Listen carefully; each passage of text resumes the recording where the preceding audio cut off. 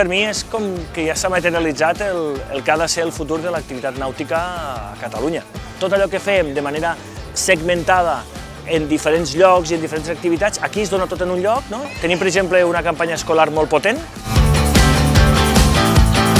Jo soc una persona que m'agrada molt el que és el tema mar i tindré una assignatura que està molt relacionada amb el que a mi m'agrada, m'entre més ganes d'estudiar i passar-m'ho bé.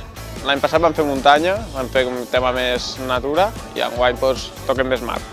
De moment m'agrada més mar perquè és una experiència que en posta de muntanya estava a Montxenell, que m'ha costat, havia anat, i una cosa que m'agrada, però mar no ho havia tocat mai i com és nou, m'agrada bastant i vull provar-ho. L'any passat vam fer muntanya, ara el toca mar, m'agrada més la mar. Des de petita m'ha agradat més la mar. Una de les nostres assignatures és la vela, i la qual la cursem els dilluns, aquí a la Ràpita. Jo me sento, cada vegada que vinc al mar, me sento molt lliure. És una zona on jo estic tranquil·la.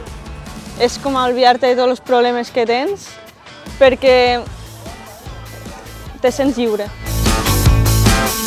Estem aquí a la base nàutica, és un edifici, com ja saben tothom, que va construir Ports de la Generalitat i ho va construir en el marc o seguint les línies directrius del Pla de Ports de Catalunya Horitzó 2030. Aquestes línies, entre elles, estableix una que és el foment de la nàutica de base. És a dir, hem de ser capaços, entre tots, de crear sinergies en els diferents ports per poder fomentar aquesta activitat i sobretot per poder crear aquesta demanda de futurs usuaris de la nàutica en Catalunya. Facilitar l'accés al mar a tothom, d'una manera econòmica i assequible tant econòmicament com físicament, vull dir, per a totes les edats, per a totes les condicions, no? Crear producte, crear instal·lacions, posar-lo al mercat i esperar el temps necessari per a que quadre, no? I per a que el client que sí que busca aquest producte l'acabe trobant, en aquest cas, a la Ràpita.